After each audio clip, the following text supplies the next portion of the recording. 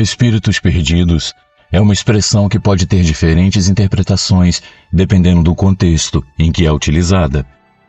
De um ponto de vista espiritual ou sobrenatural, a expressão pode se referir a almas ou espíritos que não conseguiram encontrar a paz ou a luz após a morte. Esses espíritos podem estar presos ao mundo físico por várias razões, como traumas, arrependimentos ou apego emocional a pessoas ou lugares. De um ponto de vista psicológico, a expressão pode se referir a pessoas que se sentem perdidas ou desorientadas em relação à sua vida, propósito ou identidade. Essas pessoas podem estar passando por momentos difíceis, enfrentando mudanças significativas ou simplesmente sentindo-se desconectadas de si mesmas e do mundo ao seu redor. Independentemente da interpretação, é importante lembrar que a ajuda e o apoio podem estar disponíveis para aqueles que se sentem perdidos, seja por meio de práticas espirituais, terapia ou apoio emocional de amigos e familiares. Se você passou por alguma experiência parecida, envie o seu relato para nós. O endereço é esse que vai aparecer agora na sua tela. Seja muito bem-vindo, eu sou o Luciano S. e esse é o canal Casos Sobrenaturais Reais.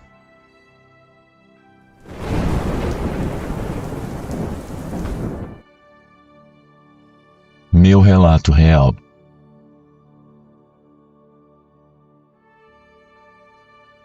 Olá, Luciano e amigos do canal. O relato que eu conto para vocês é uma coisa de outro mundo. Meu pai trabalhava como guarda noturno na obra de duplicação de uma estrada muito conhecida hoje em dia, a rodovia Fernão Dias, que liga as cidades de São Paulo e Belo Horizonte. Meu pai, toda vez que chegava em casa, ele dizia para minha mãe que queria arrumar outro trabalho porque ali não estava dando certo. Ele dizia que à noite ele via muitas coisas que ele acreditava não ser desse mundo. Eu, ainda muito criança, ouvia essa conversa entre eles e, muito curioso, perguntava a ele do que ele estava falando e ele me mandava esquecer aquilo tudo. E ele me mandava esquecer aquilo, porque mesmo se ele me explicasse, eu não conseguiria entender. Sabe como é a cabeça de criança? Eu fiquei com aquilo na mente por um bom tempo e cada vez eu ficava mais curioso para entender a que ele se referia exatamente quando dizia que via coisas que não eram desse mundo. Então um dia eu perguntei se eu poderia ir com ele para lhe fazer companhia durante a noite e ele, talvez para se livrar daquela minha insistência, acabou concordando. E, Luciano, até hoje eu me arrependo de ter ido com ele. Chegando lá, ele me mostrou o serviço que ele deveria fazer e eu insisti para que ele me deixasse ajudá-lo. O serviço era basicamente manter acesas as chamas do fogo nos 12 tambores de óleo queimado que ficavam na beira da estrada, vigiando sempre para evitar que elas se apagassem, além de checar periodicamente as máquinas que ficavam na pista. Luciano, já era bem tarde da noite, quando meu pai disse para tirarmos um cochilo. E então nós fomos para uma casinha de madeira que servia para guardar as ferramentas da obra. Estava uma noite bastante fria e lá nós ficávamos bem aquecidos e protegidos do frio e do sereno que caía no local. Eram cerca de 10:30 da noite quando nos deitamos. Naquela época e naquele horário, poucos carros circulavam naquele trecho da estrada e então, um tempo depois, já por volta da meia-noite, nós ouvimos o barulho do motor de um carro. Até ali, tudo normal, nós pensamos, só que este carro era um tipo de carro bem diferente. Aquele som, que se parecia com o som de motor, e muitas luzes estranhas que agora começavam a surgir, pareciam vir do espaço acima da casinha onde estávamos. A luz era tão forte que ao iluminar a pequena casinha dava a impressão de que o dia estava amanhecendo, o que era muito assustador. Luciano, aquela luz fazia movimentos circulares, depois subia e descia bem acima de nós. Meu pai e eu começamos a entrar em pânico porque nós não conseguíamos ver do que se tratava porque a luz era muito forte e ofuscava nossa visão.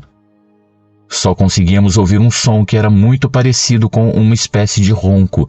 além de ver aquelas luzes fortíssimas entrando pelas frestas da madeira da casinha.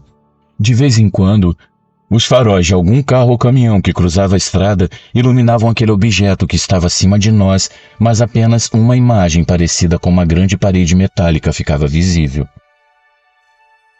Então, depois de realizar esses movimentos por algum tempo, finalmente aquela luz se dissipou e aquele estranho som cessou de vez. Nosso alívio durou pouco tempo, pois novamente aquela coisa recomeçou com aqueles movimentos e parecia que dessa vez iria nos atacar ou mesmo cair sobre a casinha, nos esmagando lá dentro, pois o barulho ficou tão alto que chegou a afetar a nossa audição por alguns segundos. Eu e meu pai nos abraçamos e começamos a rezar. Rezamos muito durante aquela situação que até então não tínhamos a menor ideia do que poderia ser, e até que, para o nosso alívio, definitivamente, aquelas luzes e os sons desapareceram. Luciano, eu chorei muito naquela noite. Eu achei realmente que eu fosse morrer ali naquele lugar. Eu perguntei para o meu pai o que era aquilo e o que havia acontecido, e ele me disse apenas que aquilo era comum por ali e que depois de um tempo, simplesmente parava. Ele disse que passava as noites ali com muito medo e tudo o que fazia era simplesmente tentar manter a calma, mas que naquela noite ele sentiu medo, não por ele, mas por mim, e ele não queria que nada de mal me acontecesse. Depois desse episódio, ele me contou ainda muitas outras histórias impressionantes sobre aquela rodovia, coisas que aconteciam ali durante as madrugadas e coisas que ele presenciou, inclusive junto com outros trabalhadores. Aos poucos eu envio outras histórias. Um grande abraço e obrigado por ouvirem o meu relato.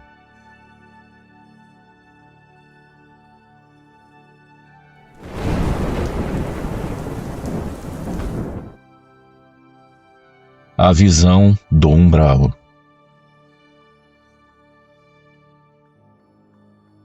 Olá, Luciano. Eu me chamo Gabriel e gostaria de compartilhar mais um relato com você e os amigos do canal. Só que dessa vez, como esse relato não é apenas sobre mim e outras pessoas estão envolvidas, eu gostaria que meu nome não fosse revelado para não desagradar pessoas da minha família que possam assistir a esse vídeo.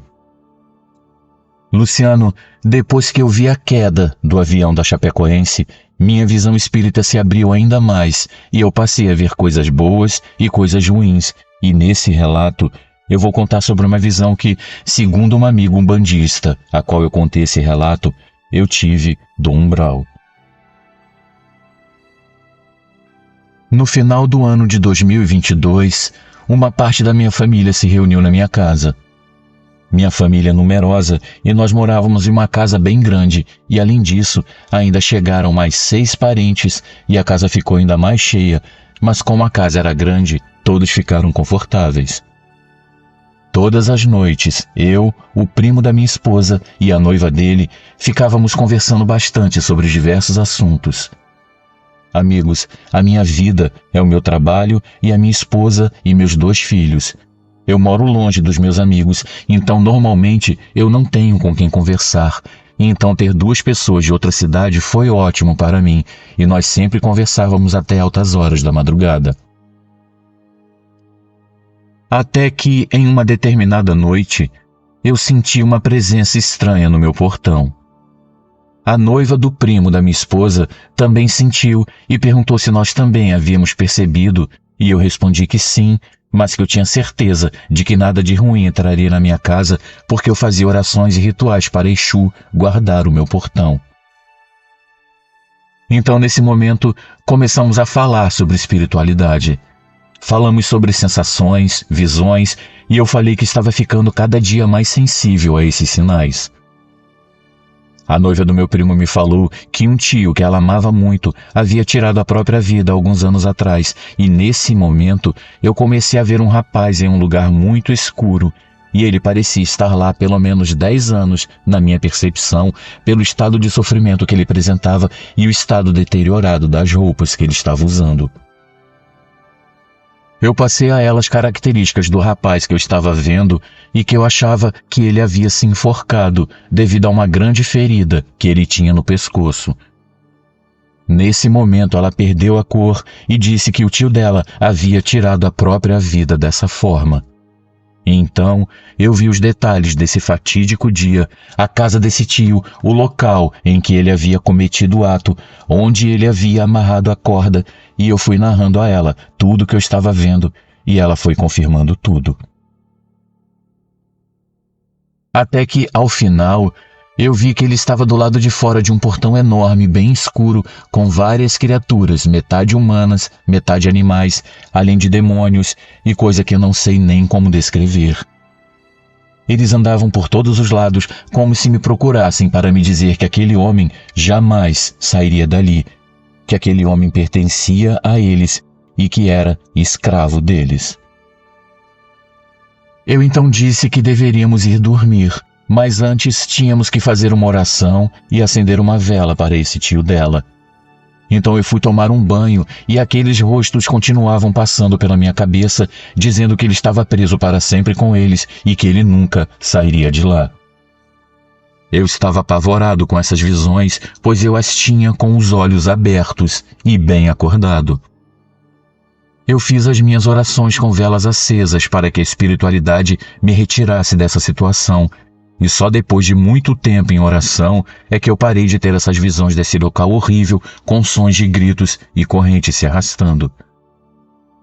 Eu repeti esse ritual de orações por 7 dias, e no 8º, durante o que me pareceu ser um sonho, eu estava em um grande hospital procurando uma pessoa que eu não sabia quem era, quando uma enfermeira me apontou um quarto. Quando eu entrei lá, eu encontrei o tio da noiva do meu primo, e eu vi que ele já estava com uma aparência bem melhor, ainda sofrida, mas muito melhor. Ele pediu para eu agradecer a sobrinha que havia lhe ajudado e também me agradeceu e disse para eu avisar aos filhos que agora ele estava bem e que a filha mais velha precisava ter forças para seguir em frente porque ele havia cometido um erro e agido no desespero e que ela não poderia se entregar ainda mais por causa de um erro que não era dela. Quando eu acordei, eu passei o recado para a noiva do meu primo, que novamente ficou branca, igual um papel. Ela me contou que a filha mais velha, desde a morte do pai, vivia em uma depressão profunda, começou a usar drogas e o tempo todo ficava dizendo que a vida não fazia mais sentido. Eu passei também o recado do pai para a filha, como ele mesmo havia me pedido.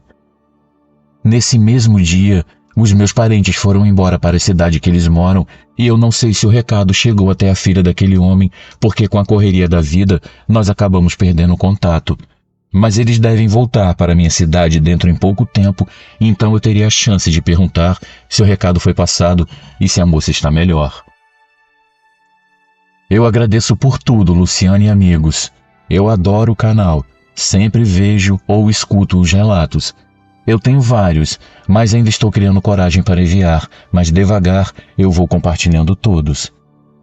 Mais uma vez, obrigado por tudo e fiquem todos com Deus.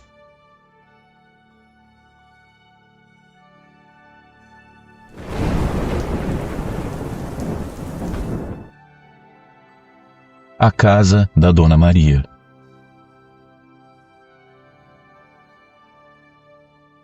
Olá, Luciano e amigos do canal. Eu já tive uma história compartilhada nesse canal há um tempo atrás. Como eu já disse, se eu falar da minha vida, eu tenho que falar do mundo sobrenatural, pois ele sempre foi muito presente em minha vida. Eu sempre tive visões, mas de muitas delas eu não me lembro muito bem. A que eu mais me lembro é de uma figura de um menino que mais parecia um boneco de cera, e às vezes ele aparecia na parede, no chão e no teto. Ele nunca dizia nada e se movia muito rápido. Mas hoje eu vou compartilhar uma história um pouco pesada que eu vivi entre os anos de 1992 a 1995. A minha avó, mãe do meu pai, havia falecido em 1991, quando eu e a minha família morávamos em uma casa que pertencia à família do meu pai. O governador nessa época era o Leonel Brizola, e durante esse período, o Rio de Janeiro teve um crescimento desordenado e alguns bairros se tornaram muito perigosos para se morar, e esse foi o caso do bairro onde eu morava. Por esses dois motivos, a família do meu pai decidiu vender a casa que a gente morava, já que o imóvel estava entrando em um rápido processo de desvalorização. Nós não tivemos muito tempo para procurar uma casa que fosse do jeito que queríamos, então meus pais alugaram a primeira casa que viram pela frente. Nós nos mudamos no ano de 1992. Eu tinha 10 anos e eu me lembro como se fosse hoje. O terreno daquela casa era em declive e ela ficava abaixo do nível da rua. Na casa de cima morava a proprietária, que se chamava Dona Maria. Desde que nos mudamos para aquela casa que eu não conseguia dormir direito, e eu praticamente todos os dias acordava pontualmente às 3 da manhã e eu ouvia vários barulhos pela casa, como gente lavando a louça, móveis sendo arrastados e janelas se abrindo. Ao mesmo tempo, eu ouvia uma voz me dizendo para fingir que eu estava dormindo e não abrir os olhos em hipótese nenhuma. Eu nem procurava entender, eu apenas obedecia. Com o passar do tempo, meu irmão também passou a ouvir aqueles movimentos pela casa e também a ver algumas bolas luminosas flutuando pelo quarto. Ele me chamava à noite e a gente ficava observando aquele espetáculo de luzes. Um dia eu acordei de novo às 3 da manhã com o barulho d'água caindo da torneira da cozinha e eu caí na besteira de ir até lá para ver. Luciano, quando eu passei pela sala, o ar estava gelado, feito frigorífico. E quando eu me deparei com uma mulher de pé na pia lavando louça e cantando uma música bem estranha, eu só consegui ficar parada, imóvel, e eu não conseguia me mexer. Eu via a mulher e, ao mesmo tempo, eu conseguia ver a pia atrás dela. A imagem daquela mulher era translúcida e ela não tinha pés. Ela usava um vestido florido e tinha um lenço enrolado na cabeça. Eu tentei gritar, mas a minha língua ficou toda enrolada.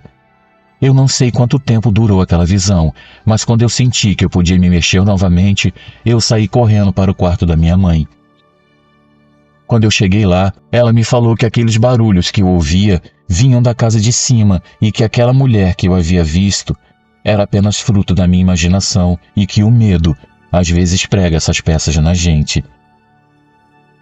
Os dias se passaram, eu ainda ouvia aqueles barulhos pela casa, mas não tinha mais coragem para ir ver o que era, até que eu fui conversar com o padre e ele me disse que quando isso acontecesse, eu deveria rezar os Salmos 90 e 91 e tentar ignorar aqueles sons e simplesmente dormir. No primeiro dia, até que eu consegui dormir uma noite completa e tive um sono tranquilo. Ele também me disse que caso eu continuasse a sentir medo, que eu deveria rezar a oração de São Miguel Arcanjo, e assim eu fiz. Mas parecia que quanto mais eu rezava, mais assombração me aparecia. Com o passar do tempo, as sensações e aparições não tinham mais horário para acontecer. Minha mãe ia muito à igreja e frequentava bastante o grupo da Renovação Carismática Católica, e eu constantemente ficava em casa sozinha tomando conta dos meus 2 sobrinhos pequenos. Minha mãe estava tomada por uma grande tristeza e o único lugar onde ela se sentia bem era na igreja. Durante esse período que eu estava sozinha com os meus sobrinhos, sempre quando eu ia tomar banho, eu sentia alguém me olhando pelo basculhante do banheiro, todos os dias ao anoitecer, aproximadamente por volta das 6 da tarde. Luciano, eu gostava muito de assistir a novela A Viagem. Quem é jovem talvez não se lembre. Ela era de temática espírita e, para mim, ela foi muito importante e serviu para me esclarecer acerca de muitos questionamentos que eu tinha a respeito do mundo espiritual. Era justamente no horário da novela que eu ouvi um barulho de chave abrindo o portão e sempre vi uma sombra negra e densa passando pela janela. Lá fora no quintal, dava para ouvir alguém andando em cima das folhas das árvores que estavam caídas no chão e eu sentia uma sensação bem pesada e um nó na garganta todas as vezes que a noite caía naquele lugar. Uma noite, por volta das 7 horas, eu fui colocar o lixo da cozinha na lixeira que ficava no quintal quando eu senti aquele nó na garganta e também um vento gelado que balançou violentamente as árvores. Eu estava amarrando o lixo e comecei a ouvir alguém caminhando no quintal, pisando sobre as folhas das árvores. Eu decidi então ignorar e fazer como o padre havia me dito, mas de nada adiantou. Eu comecei a ouvir os passos chegando cada vez mais perto e eu não sei dizer ao certo o que aconteceu, mas eu senti alguma coisa me empurrando ao mesmo tempo em que eu senti alguém me segurar. Então, eu ouvi uma voz gritar próximo ao meu ouvido: "Corre!" Então eu não pensei duas vezes. Eu corri, peguei meus sobrinhos, deixei a casa toda aberta mesmo e subi para a casa da Dona Maria. Chegando lá, eu estava muito nervosa e contei tudo o que havia acontecido comigo. Ela me ouviu atentamente e depois me disse que o marido dela era sapateiro e tinha uma oficina naquela mesma casa que a minha família havia alugado. Ela também me contou que ele havia construído aquela casa do zero e que ele havia morrido durante a construção ao cair do telhado por volta das 6 horas da tarde e que era para eu não ficar preocupada e que ela acreditava em tudo que eu estava dizendo porque ela era espírita. Minha mãe, quando chegou da igreja, me deu um baita sermão e disse que aquelas coisas aconteciam comigo porque eu rezava os salmos sem fé, e disse ainda que aquela novela estava mexendo com a minha cabeça, me deixando impressionada. Foi então que ela disse que, para me provar que não havia nada no quintal, ela me mandou ficar na sala com os meus sobrinhos enquanto ela ia até o quintal estender a roupa que estava na máquina. Luciano, dentro de pouco tempo, ela entrou desesperada, com 3 arranhões no braço e uma cara de pavor. Ela me contou que estava estendendo as roupas quando ouviu os passos de alguém que caminhava sobre as folhas do quintal e que, de repente, sentiu que alguém a havia lhe empurrado e ela não conseguiu gritar, pois a sua língua estava enrolada, exatamente como havia acontecido comigo mais cedo. Ela me contou que por fim conseguiu se levantar e sair correndo, e só quando chegou em casa é que ela percebeu que o seu braço estava todo arranhado e doendo bastante. Ela me mandou ir para a cama e resolveu rezar o terço de São Miguel Arcanjo antes de dormir. No dia seguinte, ela acordou com marcas de soco nos 2 olhos. Depois de um tempo, ela encontrou outra casa e a gente se mudou. No dia da mudança, a Dona Maria me chamou e me disse que eu deveria procurar o espiritismo, senão ele com certeza me procuraria. Até hoje eu não sei direito o que havia naquela casa, e eu ainda tenho muitos pesadelos com aquele lugar.